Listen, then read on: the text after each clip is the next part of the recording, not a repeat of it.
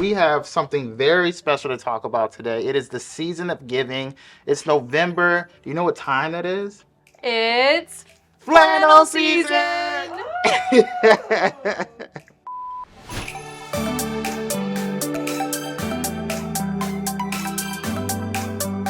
Studio owners, stick around. In this video, we're talking about the season of giving and how to build an incredible studio culture that attracts new members who stand behind the cause.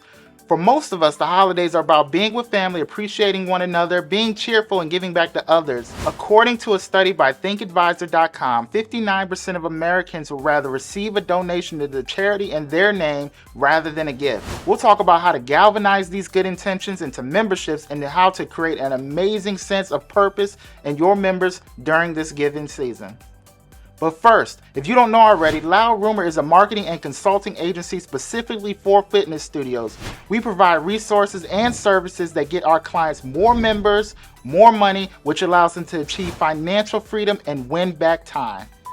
Hello, and thanks again for joining us. I'm Jackson. I am the senior video producer here at Loud Rumor, and I'm joined with Kelly, and I'm the director of people at Loud Rumor. So tell us a little bit about your background, Kelly. What does that look like?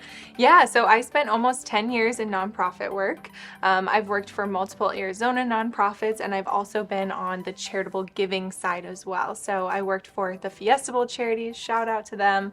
I was with them for about 3 years and oversaw about $6 million that was given back into the Arizona community in my time there. Got to know a lot of nonprofits and the great work that they do throughout the community and throughout the state.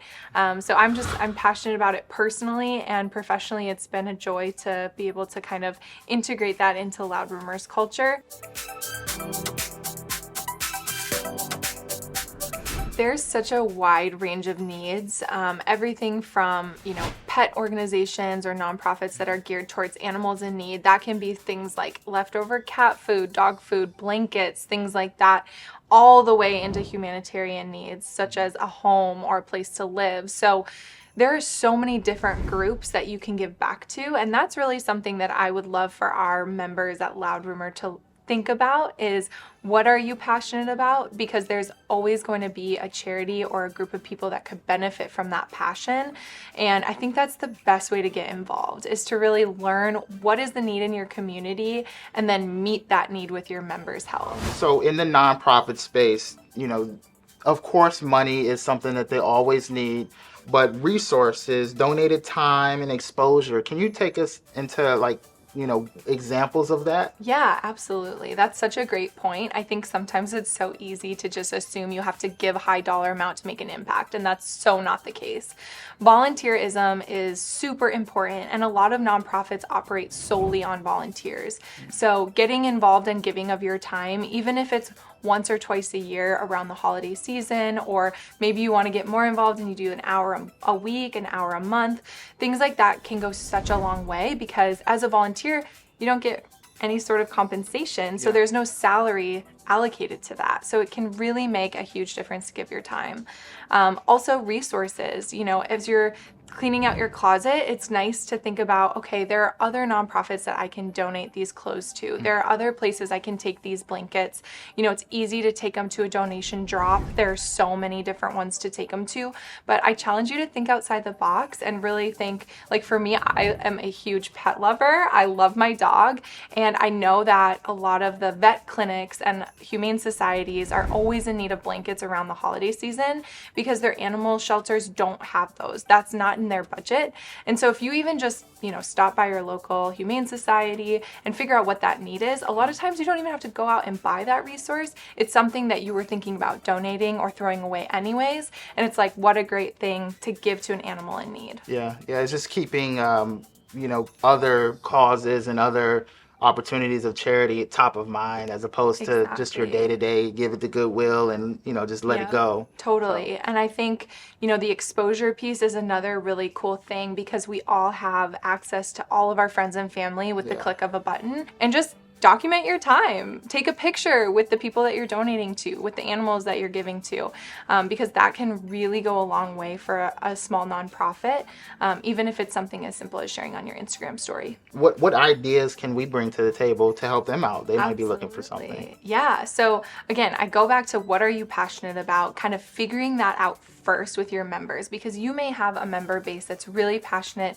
about giving to the hungry. So organizing a canned food drive and seeing how many pounds of food you can reach by the end of November could be a really fun challenge, right? It's like, how much pounds are you losing and how much are you giving? That could be a really fun tagline for you to use. I think another really good one is donating to like cancer awareness. I feel like we've all kind of known someone in our life that has gone through that or has battled it, or maybe unfortunately we've lost somebody that we know or love to cancer, and giving to that program or just volunteering your time as a group.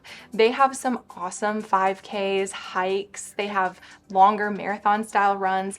Your members could get involved and put a team together and represent your gym in the community or your fitness studio in the community and run on behalf of your members. And that would be great exposure if they're wearing their branded t-shirt, running that marathon in honor of a certain cause that you're passionate about. I love that 5K because the exposure goes both ways. It goes one for the cause and then another for your fitness studio or brand. How do you go about, like, let's say I'm a studio owner and I do have this member base, but I don't know where to start, what charities to trust. Like, how do I go about vetting that process and figuring out who do I go to? That is such a good point. I'm glad that you brought that up, because it's easy to get overwhelmed or to not trust that you're giving to the right place. So my number one is word of mouth. If you have a member who's passionate about a cause, ask them about it, because likely they know a great nonprofit that you can get involved in.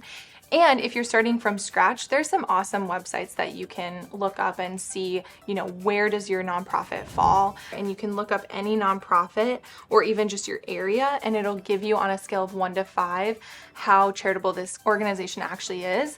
And the reason that they have this is because sometimes the overhead cost for charity is so great that your $5 donation may not be what you think it is or where it's going. So this will tell you, okay, 100% of the proceeds go to this specific cause. So it's like a background check. Or 50%, exactly. That's a background check. Okay. For charities only. Okay. Yeah. So GuideStar Charity Finder is a great resource. So thank you, Kelly, for being with us today talking about charitable giving. And if you guys like this video, please subscribe and like this video for more content like this.